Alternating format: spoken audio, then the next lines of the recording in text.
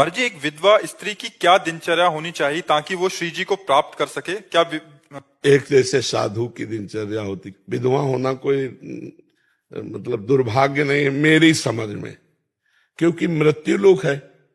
अब जितने दिन के लिए जो साथी आया था वो साथी चला गया, अब हम अपने असली साथी को खोज सकते हैं। मुझे अवसर मिला, जो अविनाशी पति है, जैसे मीरा जी कहती है मेरा चूड़ला तो अमर है, क्योंकि मेरे तो गिरधर गोपाल दूसरों न कोई, जाके सिर मोर मुकुट मेरो पति सोई। तो प्रातः से लेकर शयन तक, शयन से लेकर प्रातः तक अगर ब्रह्मचर्य का पालन करे, क्योंकि भगवान ने अवसर दिया है, ब्रह्मचर्य पालन करे, शास्त्रों का स्वाध्याय करे, नाम जप करे, और समाज से हटकर एकांत में जैसे सन्यासी साधना करते ऐसी साधना करो तो अपने कुल परिवार को भी तार देगा और स्वयं तर जाएगा। प्रसंग चल रहा है इसलिए पूछ रहे हैं महाराज जी। जैसे नवीन अवस्था में अगर वैधव्य आ जाता है महाराज जी, तो क्या ससुराल से माँ बाप के घर में रहना ज्यादा उचित रहेगा? अब ऐसे माँ बाप उदार मिले, भाई उदार मिले तो है, क्योंकि माँ बाप जो बोझा समझते थे वो दोबारा कैसे स्वीकार कर सकते हैं? उनको बोझा ही लगेगा ना। लड़की अगर भाभी है, भैया है, उसे प्यार नहीं देंगे तो माँ बाप तो कुछ दिन के रह गए ना, वो जिंदगी भर टार्चर करें। तो इससे अच्छा है कि वो ससुराल में व्यतीत करे। अगर वहां भी जीवन सही ना दिखाई दे तो आजकल समृद्ध भारत है, कोई नौकरी कर लो और स्वयं एक कमरा ले लो किराए का और स्वयं रहना सीखो। हमारी भारत की लड़कियां तो बॉर्डर पे भी लगी हैं, और अपने धर्म से चलो और अपना जीवन जीने सीखो। जीवन अब वो समय नहीं है कि घर की बातें सहते रहो, विधवा हो गई तो घर के लोग टॉर्चर कर रहे हैं, कठोर शब्द बोल रहे हैं। नहीं, कोई नौकरी कर लेते हैं, कोई व्यापार कर लेते हैं और अपना जीवन जीते हैं। इस तरह का नहीं। और जो बहुत कम अवस्था में शरीर, जिनका पति का पूरा हो गया, मनो अभिव्याह किया और शरीर पूरा हो गया, तो सब कोई ब्रह्मचर्य तो नहीं रह सकता। उनसे हम प्रार्थना यही करेंगे कि अपने जीने का रास्ता निकाल लें, क्योंकि व्यभिचार से अच्छा है किसी एक पुरुष का वर्ण करके और धर्म पूर्वक चला जाए। अगर हम ब्रह्मचर्य नहीं रहेंगे तो व्यभिचार करेंगे, व्यभिचार करेंगे तो बिल्कुल नरकगामी हो जाएंगे। इसे हिम्मत है तो कदापि किसी की तरफ आंख न उठाए और अपने जीवन को जीना सीखे, क्योंकि भगवान ने आपको बल दिया है, कोई बाल बांका नहीं कर सकता। यमुना बाई थी, गंगा यमुना बाई, तो जो ब्रह्मचर्य रहता है उसमें एक सुंदरता आ जाती है। ब्रह्मचर्य एक तेज है। तो सम्राट अकबर का भांजा अजीज बेग उसका नाम था, वो दौड़े पे आया हुआ था आगरे, तो यहां वृंदावन आया होता। उसने देखा इतनी सुंदर स्त्री और 9 युवती और वस्त्र गंगा यमुना स्नान से शरीर में लिपटे हुए थे। तो उसने अब जो उसके साथ थे आदेश किया कि इसको हमारी सेवा में भेजा जाए।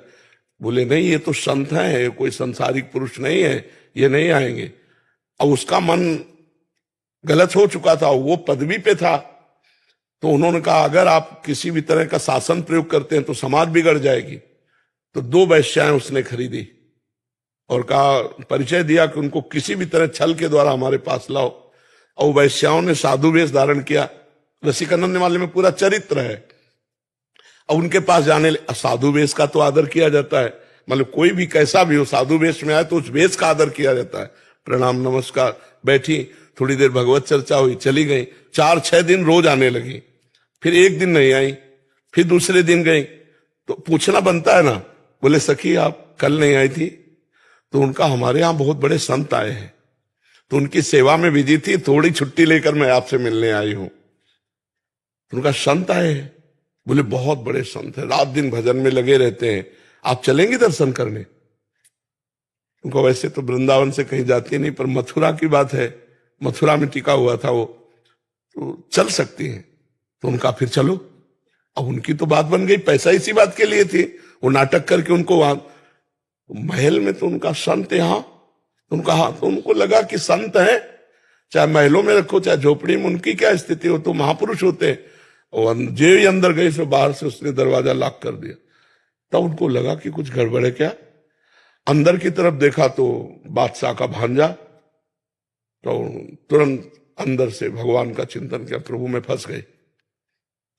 अब माया का जाल, तो जो ही सामने बढ़ा तो उनका ए दूर, स्पर्श भी मत कर लेना, नहीं तेरा सर्वनाश हो जाए। अब वो कहाँ है बातें समझने वाला, बस उन्होंने श्री हरिवंश श्री हरिवंश श्री हरिवंश, तो उसको दिखाई दिया सिंह, और ऐसा दहाड़ा सिंह कि वो मूर्छित हो गया। और वो सखी अंतर ध्यान, और वृंदावन में रसिकनंद माल में देख लेना, जे भी भगवान को पुकारा, भगवान ने अद्भुत लीला कर तुम अन्यथा कर तुम। अब इतनी चीख कि वैश्याओं ने भी दरवाजा खोला, और जब जाके देखा तो बस भयभीत था। तो कहा क्या हुआ, तब सारी घटना तो कहा कह रही थी वो संत हैं, बोले हमको एक बार ले चलो, नहीं मेरे प्राण व्याकुल हो रहे। लाए, साष्टांग दंडवत किया और कहा देवी मेरी गलत भावना थी, मुझे क्षमा करो। और बहुत सी भेंट रखी, उनका भेंट की जरूरत नहीं, तुम भेंट ले जाओ, बस एक बात ध्यान रखना, जो भजन करने वाले ब्रज क्षेत्र में उनकी तरफ आंख उठा के मत देखना, भगवान उनकी रक्षा करते हैं। तो जो धर्म से चलता है भगवान उसकी रक्षा करते हैं। इसलिए हम तो प्रणाम करते हैं जो ऐसी स्थिति में अपने जीवन को बचा के भगवान को समर्पित कर दे, पर है कठिन, है कठिन। अगर निर्वाह कर ले जाओ तो असंभव नहीं है। पहले बहुत सी ऐसी माताएं बहनें हो चुकी हैं जो भाई, तो कल परसों एक प्रश्न था हमारा, उसमें यही लिखा था कि अब ये अकेलापन सहा नहीं जा रहा, मतलब ऐसा लग रहा है कि दूसरी शादी, नया कोई जीवन साथी चयन कर लें, मतलब वैधव्य हो गया था। अभी 4-5 और बहुत फिर इसमें कोई विलय सेट हो पाता नहीं। तो पहली बात होती है कि जो स्वीकार करता है उसकी है बुद्धि होती है बहुत, मतलब हमें तो लगता है कि अगर सह जाए तो आजीवन ब्रह्मचर्य रहकर भजन करना चाहिए।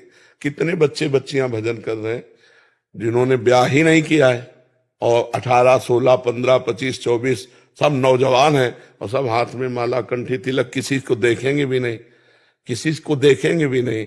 कोई ऐसा नहीं कि मोबाइल रखती हो या किसी भी तरह का सांसारिक आधुनिक कोई भी आधुनिक सुविधाएं नहीं है, बस वो भगवान के लिए जीवन। तो हमें लगता है कहीं ना कहीं भगवान ने कृपा करी और मुझे अपनी तरफ घसीटने का अवसर दिया, ऐसा हमें सोचना चाहिए। हमें ये नहीं सोचना चाहिए कि हमारा दुर्भाग्य है कि हमारा पति चला गया। अब मैं श्री कृष्ण को रिझाऊंगी और जन्म जन्म उन्हीं, वो अविनाशी हैं, जन्म जन्म उन्हीं की होके रहूंगी। जो बड़ी बड़ी ऐसी महान भक्ता हुई हमारे देश में जिन्होंने भगवान को रिझा लिया, पर बच के रहे, क्योंकि आकर्षण बहुत बुरा होता है। क्योंकि अपने मन को बहुत काल तक किसी सीमा में बांधे रखना बहुत कठिन होता है। जैसा इन्होंने प्रश्न किया कि अब अकेलापन खाया जाता है, वो अकेलापन अगर दूर करने की बात भगवान से हो गई तो निभ सकता है, अन्यथा भी बहुत कठिन है निभ पाना। वो मन हमारा खुद हमको गिरा दे।